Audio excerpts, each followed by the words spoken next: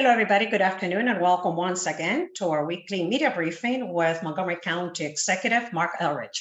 I'm Lorna Virgilio, Hispanic Public Information Officer. Thank you for joining us today. Members of the media, this meeting is being recorded. Joining us as well today is Dr. James Bridgers, who is the Director of the Department of Health and Human Services. Mr. Sean O'Donnell, who is Program Administrator, Public Health Emergency Preparedness and Response, also for the Department of Health and Human Services. Dr. Earl Strader, who's Assistant Chief Administrative Officer. And today we have three special guests, Dr. Rolando Santiago, who's the Chief Behavioral Health and Crisis Services for HHS, Adrienne Clutter, who's Division Chief for the Department of Recreation, and they're here to talk to us about the opioid settlement monies and youth engagement. Tracy Anderson, who is the Director of the Office of Human Resources, is also here, and she will be talking about pay equity as a report. Thank you, everybody, for joining us, and members of the media, during the Q&A portion of this presentation, please raise your hand. With that, I'll toss it to you, Mr. County Executive. Good afternoon. How are you? Good afternoon. I'm fine. And I want to thank everybody for joining us again today. So this week, the county's engaging in some crucial community discussions regarding mental health, crime, hate crimes, and violence. As it's imperative we intensify our efforts to reduce offenses committed by and towards young people. Last night, we hosted a listening session in Wheaton, facilitated by the Wheaton Urban District Advisory Committee. And the session was pretty somber and frankly a bit disheartening as we listened to concerns and experiences shared by community members. It's evident that they expect urgent action from us.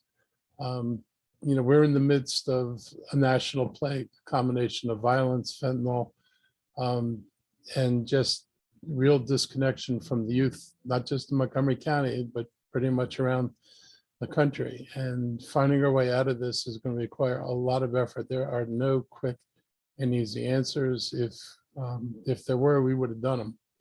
And we're continuing to press on, and it was interesting listening to people, but obviously not encouraging when people keep thinking this thing will go away and want it to go away quicker than it is. I share their concern. Tonight we have another event, the Stop the Violence Community Town Hall. It's meeting in the Germantown Library starting at 6:30. And this gathering is going to provide opportunities for Up County community to come together and discuss solutions to violence, particularly crimes among young offenders. And these conversations hold immense importance. And that's why we've decided to continue this dialogue during today's media briefing. We're going to be focusing on our response to the youth opioid crisis, mental health, and how actively we're engaging in these issues. Dr. Santiago will shed light on how we're utilizing funds from opioid settlements to combat this destructive problem. We have the funds and are working to open the diversion center, and we're getting new state support for providing treatment beds. But even that number is less than the expected need. And for those of you who aren't really familiar with this, just to give you an idea of the magnitude of the problem, about a third of the people in our jail, and that's probably true with every jail, actually have mental health needs. Judges put them in jail because they have no place else to put them, meaning no place else to treat them. It is technically unconstitutional to put a person with a mental health problem in a jail. And I was in a meeting with judges a few years ago where they openly discussed the conundrum in that if they don't put them in jail, they can do continued harm to themselves in the community. And they use this as the last resort because the treatment beds don't exist. Everybody at the state level has known we don't have the treatment beds, I will say, for decades. But we still don't have what we need. And while we appreciate the new state support for providing more treatment beds, they will help, but they're also less than the expected need. If I had beds for everybody in our jail to get them treatment, and I assure you, you do not get mental health treatment in the jail. If we had the beds we needed, we'd need over 200 beds just to deal with the jail population. It doesn't count everybody else who's out on the streets today. Equally crucial to reducing drug use is providing alternative opportunities for youth involvement. Kids need something to do. As a former elementary school teacher, I'm aware that idle children often find themselves in trouble, and younger children are particularly more susceptible to being drawn into inappropriate behaviors by their older peers. Young kids don't always understand the consequences of the severity of some of the things that they might be asked to engage in, and they get taken advantage of, and then they wind up, messing up their own lives and possibly messing up the lives of others. Adrian Clutter, who's the division chief for Recreation Department, is going to discuss our efforts in engaging and providing more youth activities and experiences. Whether it's crime or drugs impacting our community, one effective way to reduce these problems is by addressing the mental health crisis that affects both our youth and adult population. It is evident that we currently lack an adequate number of health professionals to address the crisis at hand, but we have been hiring as fast as we can in terms of finding applicants. We continue to struggle with pay competitiveness like everybody else, and with applicants who, want to come to work, and particularly want to come to work in more stressful settings. County hasn't adequately supported local mental health needs for decades. We even closed our own system of mental health clinics decades ago, thinking that health insurance for people would solve the problem. Obviously, it hasn't. In fact, getting health insurance to cover mental health is not one of the strong points of our healthcare system. And it puts the county in a position of needing to step into this void again. We can't afford not to get in here, even though it's going to cost us money to do this work. Montgomery County will receive a whopping $6 million from legal settlements that were reached with the drug companies that unleashed the opioids and fentanyl on our country. Money is going to be used to support our public safety efforts. As a footnote, none of these criminal corporations are in jail. None of the leaders who made the decisions that they knew would accelerate the sale of their opioid products are serving any time. And despite their actions that led to thousands of deaths, nothing happens to them. Given the damage that these drug companies have done to the community, this amount of money is a pittance compared to the amount of harm and grief they've caused and the foist to manage these problems that these companies have foisted on our communities. I guarantee you, we are not going to be able to pay for a treatment center and opening up community clinics and doing all this other work on the lousy money we're getting from these companies that created this problem in the first place. I dearly hope there are other ways we can go back after them to bring back more money, or that perhaps they develop a conscience. I realize that's a stretch, but perhaps they develop a conscience and decide they need to help pay for what they've done to this country. Thus far, we've allocated $1.6 million of the settlement money over the next 3 years. It'll be dedicated to prevention and harm reduction initiatives, grief support, and specialized help for tailored for adolescents. Additionally, a portion of the funds will be utilized to hire additional professionals such as school nurses, therapists, and program managers, which will help us expand our support network. And we recognize the need for assistance across various areas, from the schools to jails to outpatient clinics. And if the video is available from last night's meeting, I invite people to listen to it because it's pretty distressing, particularly on the conversations relating to the school system. Unfortunately, no one from the school system attended the meeting, so they missed out on hearing what I think might have been some helpful feedback. When it positively comes to influencing our children and keeping them away from trouble, two factors stand out. It's their peers and mentors. This is why during the summer, our Department of Health and Human Services and Department of Recreation are supporting the Summer of Peace initiative by providing young individuals with opportunities to interact in safe and enjoyable environments. We can greatly impact their lives, not only during the summer, but also in the long run. We've already organized events in Germantown and White Oak, and the next one will take place this Friday in the Long Branch area. So now I'd like to introduce Dr. Rolando Santiago, the county's Chief of Behavioral Health and Crisis Services, to share more about our plan for utilizing the opioid settlement money and the needs within our Department of Health and Human Services. And following that, Dr. Adrian Clutter, Division Chief of the Department of Recreation, will discuss the Summer of Peace initiative. And after their presentations, we'll address any questions you might have on these important topics. Good afternoon, everyone. I'm going to underline some of the comments that the county executive has just spoken. As you're aware, the state of Maryland and its jurisdictions have sued pharmaceutical companies for their involvement in the opioid crisis that we're facing, not only here, but in the entire state. It's not just a Maryland issue, it's also a national issue as well. Maryland has established an opioid restitution fund and has created mechanisms for distributing them to local jurisdictions like Montgomery County. So in fiscal year 23, the county was allocated at least 4.6 million. The first allocation was of 1.6 million. The county has created a budget for this 1.6 million, which I'd like to address today on how those funds will be used. The funds will be used for substance use prevention activities, harm reduction activities, grief support for those who have lost loved ones to overdose, support services for adolescents, and public awareness campaign, and also for coordinating, implementing, and managing the programs. So let me give some concrete examples of some of these activities. Regarding treatment activities with youth, okay.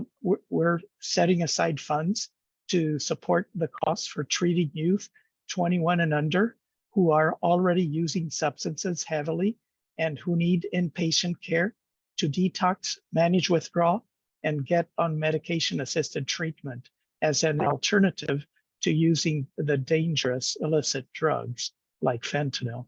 The county currently is working with a local provider to open these inpatient beds in the Baltimore area.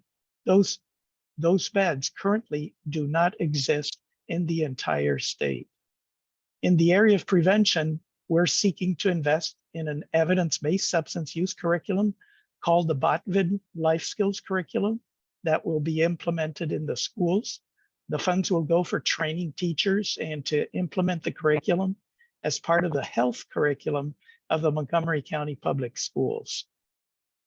We also want to invest in supporting families who have lost loved ones to overdose. For example, funds will be used to pay for grief counseling sessions and also for grief support groups for these families. But we also want to use the funds for public education campaigns and to make the community aware of the dangers of opioids and especially fentanyl right now, since we know that many users are using substances laced with fentanyl. I could give other examples of how these funds will be used, but let me stop here with this brief overview. Thank you, Dr. Santiago. Ms. Adrienne Clutter, do you have some remarks regarding recreation and youth engagement? Yes, thank you.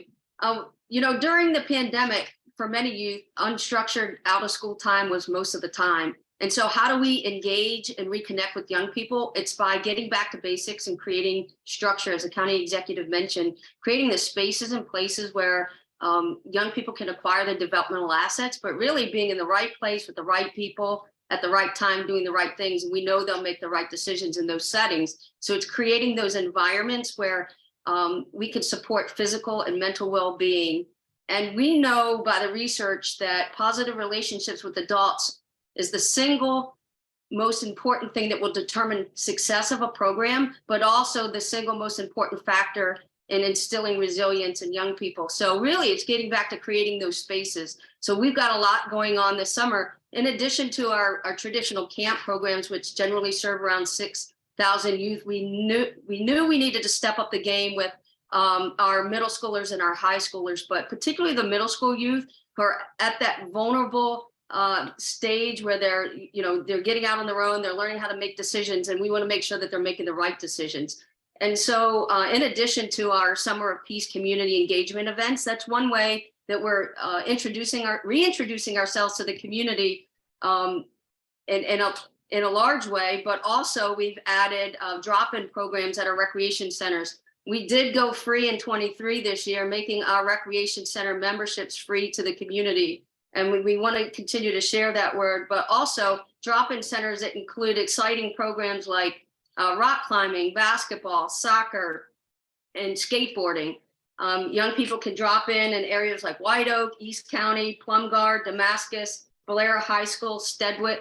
Now that information can be found on the recreation website at mocorec.com.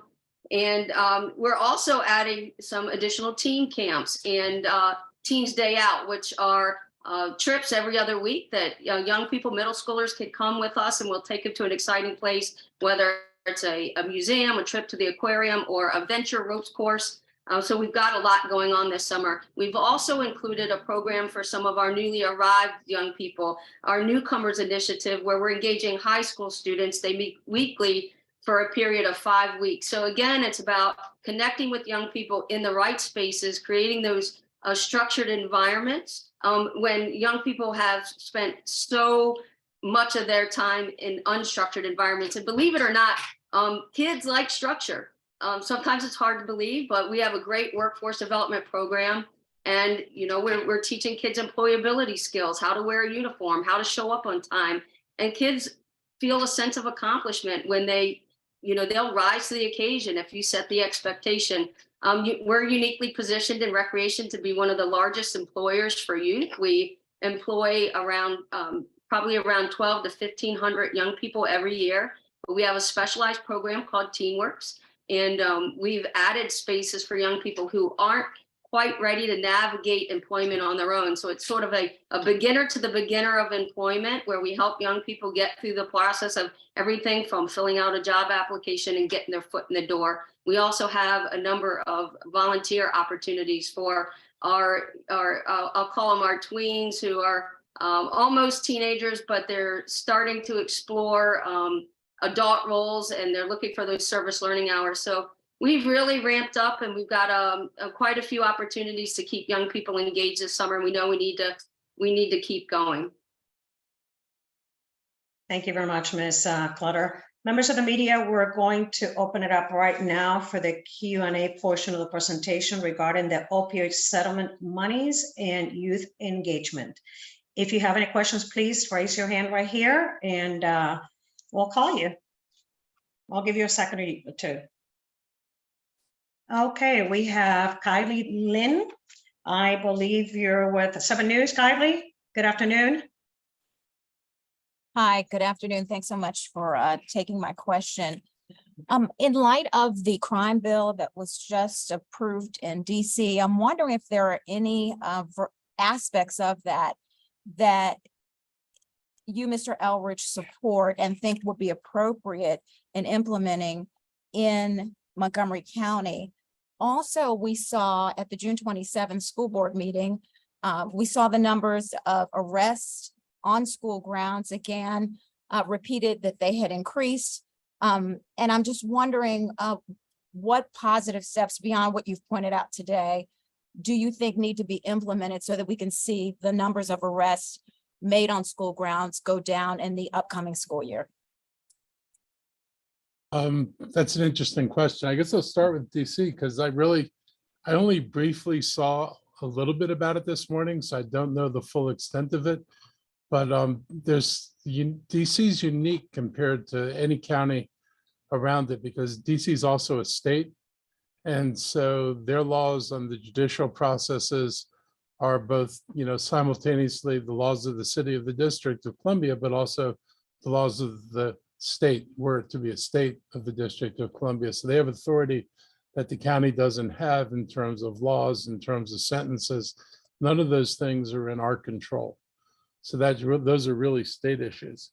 I have really mixed feelings about some of the imprisonment stuff, because we have a previous experience with the drug war, which is stunningly ineffective. And, it turns out that jobs and a better economy were a better antidote to those things than police were. And so I don't know how well that's going to work, but I understand the frustration. And I certainly understand the desire to get people off the street quickly. And, the frustration with the revolving door of arresting somebody for something that is serious, like an assault, and finding them back out on the street really quickly, whether it's in the district or Montgomery County or any place else. That's a problem, particularly when a person has a history of doing those kind of activities. So I think, reforming all the legal side of this is fine and well and good, But, you know, we absolutely fail on the human side of it. So we send too many kids out of school who aren't educated. Too many kids are leaving high school ill prepared for reading and writing and doing math, ill prepared for the workforce, not likely to find jobs and struggling to find work. And so you get these impacts from what I think is a failure of the education system. You know, broadly, it's not totally unique to Montgomery County to basically do its job to educate the entire population and prepare people for work. I mean, we are so stunningly different than European models, where the expectation is everybody leaves high school and has a clear path to be able to work and earn a living. And the United States has none of that. And Maryland is certainly no better than the rest of the United States. We do not have a comprehensive, focused educational system that makes sure that if you leave, when you leave, that you leave prepared. And if you don't leave prepared, you kind of set yourself up for all these other things, which are, I think, frankly, byproducts of the inability of people to work or figure out how they're going to have a future. It's hard for us to put ourselves in other people's shoes, but I did spend 17 years in an elementary school and spent lots of time talking to kids about what they thought and where they thought they were going. And I can tell you that kids at a very young age are making assumptions about what's possible for them based on the experiences of their parents and what they see around them. So we need to pay an awful lot more attention to that if we want to see different outcomes in the schools. And we've reduced the police presence in the schools as a standing matter.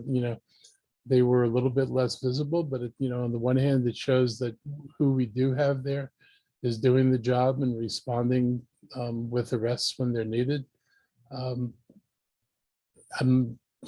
When the police arrest somebody, they've done something more than a minor violation of school policy. So I think you really have to look at what are the arrests for. I certainly don't expect people to be able to assault other people or deal hard drugs in a school and have no consequences. That's not a good way to deal with this problem either. And we do need a better way to deal with people with drug violations, short of having a choice of sending them to jail or doing nothing. And we do have a drug court, but community, and it's only for people once they wind up in the criminal justice system anyway. So I think everything you're talking about is a complex problem, and I am not going to give you some panacea, politically correct solution that actually won't do anything. Do you have any other questions? I just wanted you to clarify. You said you have mixed feelings about the imprisonment stuff. Can you talk about what aspect of it you're referring to, please? Well, mandatory sentences or increasing sentences. Fundamentally, Meg, it's one of the questions about the prison system in general. Is it meant to punish or is it meant to rehabilitate and change? Because punishment doesn't necessarily lead to change. It just may in fact make change more difficult. And I think about, let's leaving aside the violent crimes, but our whole record with putting kids in jail, for drug possession, particularly when it's marijuana and things that aren't, menaces to society as fentanyl is. And I think people realize that when you go to jail and you get a conviction, you wind up in jail. Even if you get a conviction and get a suspended sentence, you become very difficult to employ. Because as soon as an employer, now Montgomery County has banned the box, you can't have a place on your application to find out whether or not a person has a criminal record. But without that, an employer can still find out if a person has a criminal record. And if we render people unemployable, then is this really going to benefit society? Is this really what we want to do, or do you want to correct people's behaviors? There's another study that was done by one of the universities of California. They looked at all the folks who were released during COVID, because a lot of jails like ours released low-level nonviolent criminals out of jail. And they looked at the recidivism rate among that population, and they found they had a lower recidivism rate than the rate of crime in the general population, which makes you think again, is jail and a prison sentence the right alternative, or are there other things we should do? I mean, if we're going to go down this road of talking about what we should do, we ought to maybe take a deep breath and look at what we're doing holistically. And is this really working? But to go from one extreme, we're going to lock everybody up and then say, we're not going to lock anybody up, and then say, we're going to lock everybody up. I mean, those are two extremes of things you might do that work with people who've gone outside the law, but don't necessarily render them unable to get a job later. Also unable in many cases to get an apartment. So think about the consequences of a single jail sentence on somebody's life.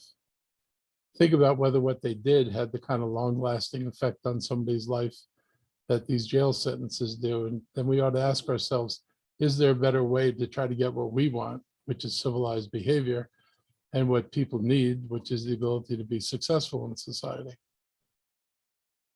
That's why I have misgivings. Thank you, Kelly. Do you have any other follow-up questions? No? Okay. And my apologies for mispronouncing your name when I introduced you. My Spanish language brain. Thank you. Up next, Jacqueline Quijano. Good afternoon, Univision University DC. Hello, Jacqueline. Yes, thank you, Lorna. Good afternoon, everyone. I have a question in Spanish, if it's possible, para el doctor Rolando Santiago. Me gustaría saber cuáles son las estadísticas de sobredosis, quiénes han sido los más afectados y si podría decirme el soporte que se le está dando con este dinero a las escuelas públicas del condado de Montgomery. Gracias por esa pregunta. Sabemos que en los últimos 2 años, los jóvenes de 17 y menores que 17 están apareciendo en los salones de emergencia de los hospitales en el condado. El incremento ha sido de 75%, que es bastante. Eso es un indicio de que algo está pasando con estos jóvenes, y eso es causado por el uso de los opioides y el fentanilo. Esa es la causa de por qué están apareciendo en los hospitales aquí en el condado de Montgomery. Entonces, la segunda parte de la pregunta era quiénes son afectados. También entendemos que en el ámbito del el uso del fentanilo y las drogas, que una de las poblaciones más vulnerables entre los jóvenes de 17 y menores es la comunidad hispana, y tenemos algunos indicios, por ejemplo, aquellos que están siendo referidos al centro de crisis aquí del condado, el 42% son hispanos, que es mucho más del 20% en la población en general. También te diría de los esfuerzos que se están haciendo con las escuelas, pues tenemos por muchos años el Departamento de Salud y Servicios Humanos ha provisto fondos y también programas en varias escuelas, especialmente las escuelas superiores, las escuelas secundarias, que se llaman, en inglés le decimos los wellness centers. Esos se están expandiendo bastante. Por ejemplo, en este año pasado, el condado invirtió fondos para expandir en otras escuelas secundarias y también en las escuelas intermedias también. Así que se están haciendo muchos esfuerzos con las escuelas para extender los recursos de salud mental y también el uso de sustancias. Y parte de lo que yo hablé anteriormente es parte de ese esfuerzo. Esperamos usar también fondos del Estado para de estos settlement funds. Los esperamos usar con las escuelas también. Thank you, Dr. Santiago. Any follow-up, Jacqueline? Mil gracias. Respondida, le agradezco. Gracias. Kelly, you still have your hand up. Do you want to ask another question? Do you have a follow-up? Guess not. Members of the media, any more questions regarding the opioid settlement and youth engagement? No more questions on this topic? Oh, no? No more questions on this topic? I see Suzanne Pollock is there. Good afternoon, Suzanne.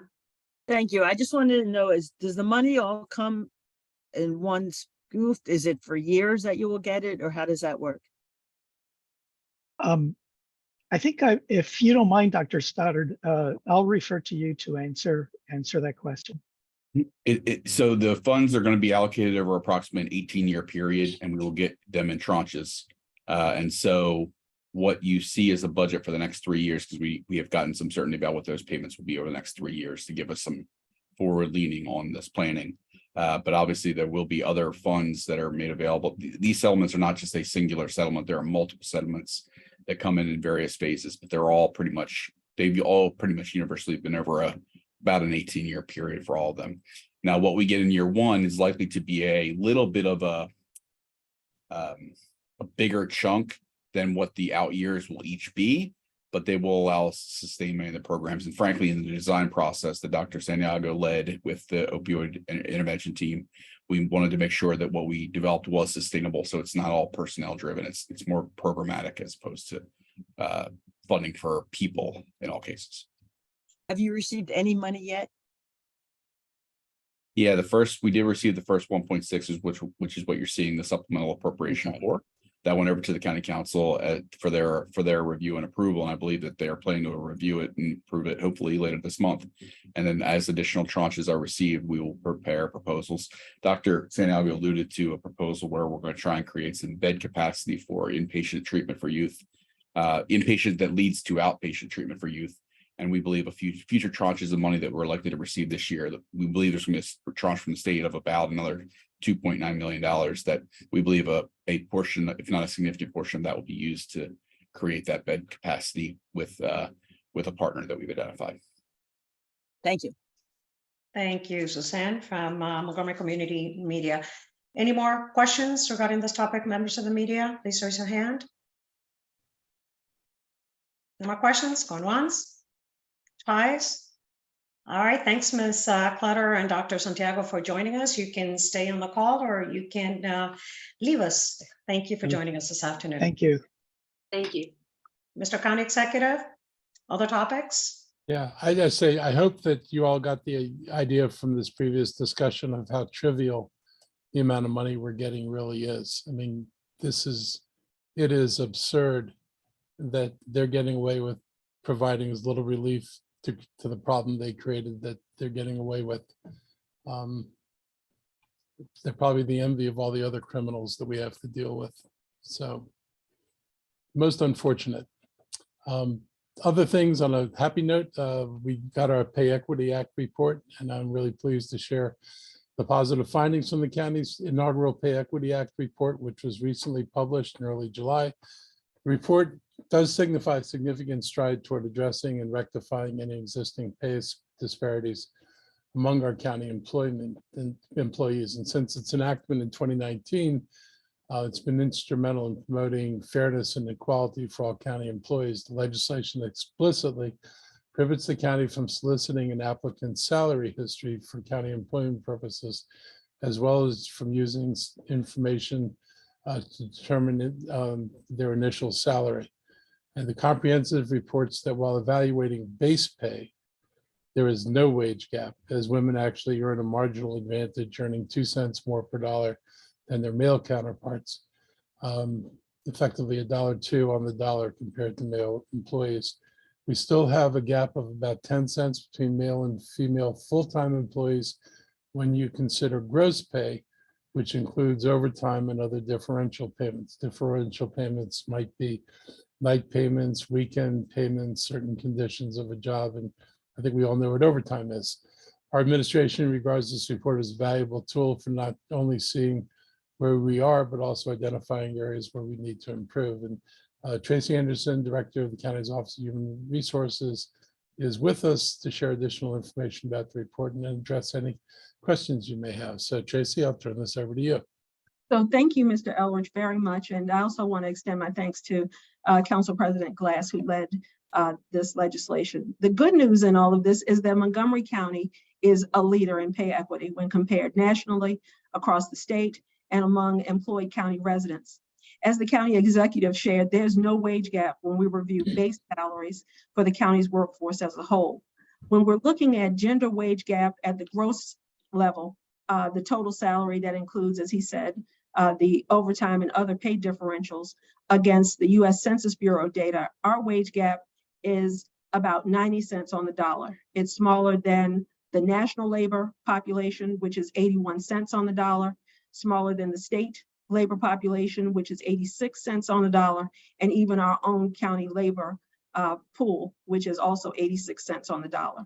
So the county has implemented several practices to maintain and assure pay equity.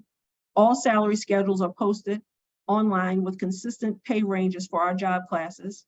We post jobs with the starting range for positions on every job announcement. We're not asking job applicants for their salary history on any documents, and departments have been expressly directed not to ask salary information. And we also conduct pay equity analyses and internal salary reviews as we move along our process. Going forward, we'll continue to monitor and analyze our progress toward gender-based pay equity and informing our decisions around pay structures and policies to keep in line with that effort. At this time, I'd welcome your questions. Thank you very much, Director Anderson. Members of the media, any questions regarding the pay equity report, please raise your hand and we'll get them answered. We'll give you a second or two. Any questions? No questions about pay equity? Going once? Twice? You sure? Thank you, Director Anderson, for joining us today. It seems like we don't have any questions. Thank you. Thank you. Thank you. Mr. County Executive, other topics and public health update. So a couple more things, then we'll turn to your questions in general.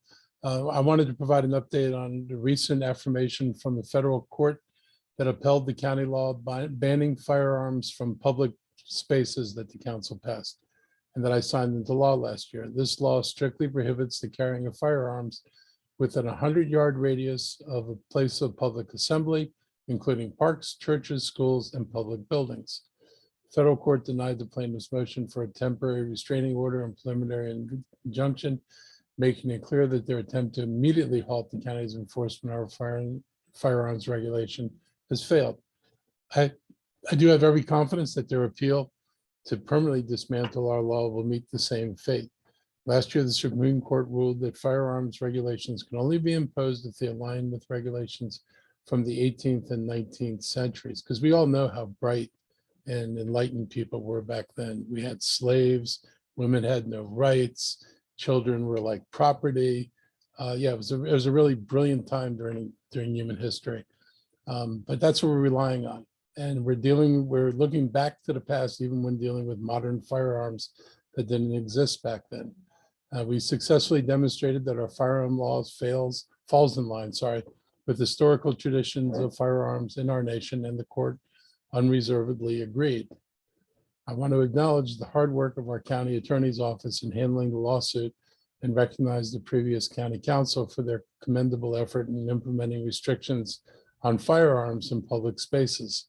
The recent court decision sets a firm precedent, confirming that the actions we've taken to safeguard our residents are not only justified, but also fully compliant with the law.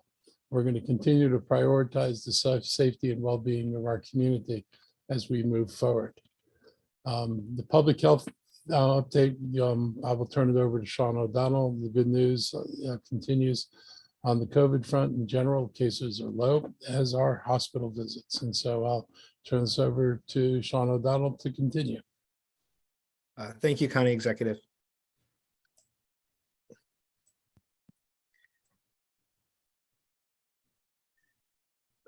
Again, we want to remind folks that we're tracking on the CDC estimates and testing of subvariants. And while we see more and more of the subvariants of XBB becoming prevalent within the cases that are tested in our region, this is the region 3 for the country, we're not seeing those new variants cause significant illness in our county. Our case rates per 100,000 are still under 8. This is, again, prolonged lower period. There's still likely COVID being transmitted throughout the county, but without significant illness. As you can see, our hospitalization rates remain low. This is true across the state as well as the county. And this is transmission rates across the state and the county. And then when we look at our hospitalization rates in the county, we are down to 11 patients with a COVID diagnosis in our hospitals. And again, you can see last week, I believe there were 73 patients across the state. So this continues to be low, week to week. I just want to remind folks, the HHS is still providing free COVID-19 vaccinations at the Dennis Avenue Health Center on Wednesdays and Thursdays. You can go to the GoVax MoCo for additional information or to make an appointment, or we do accept walk-ins at those days. COVID vaccinations are widely available throughout the county at pharmacies, at providers. And if you need testing, there is again, the CDC link is there for no cost COVID-19 testing. And we've had COVID-19 rapid test kits available at our libraries and a few of our rec centers. We are working on doing some resupplies. I think we had a temporary resupply halt, but some of our libraries still have them. And if you go to the library page, they will indicate which libraries have the tests, and we'll be redistributing more of them in the coming weeks. We're preparing for a booster in the fall. We anticipate from the news from our federal partners that there will be an updated vaccine again this year as there was last year. We don't yet have details on when that will be authorized or how we'll access the vaccine, but once we do, we'll start to share information about where the county will be doing booster clinics. But again, we anticipate that will be widely available throughout the county. At this time, I'd like to see if Dr. Bridgers has anything additional he'd like to add to the health report. Thank you, Mr. O'Donnell. Nothing this afternoon. Ready for the Q&A session. Dr. Stoddard, do you have any Nothing else. remarks? No? Okay, members of the media, we open it up right now for general questions. Please raise your hand.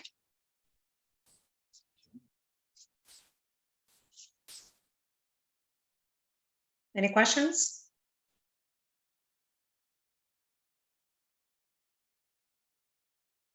No more questions, that is, I guess. Thank you, everybody, for joining us. Going once, twice, no questions?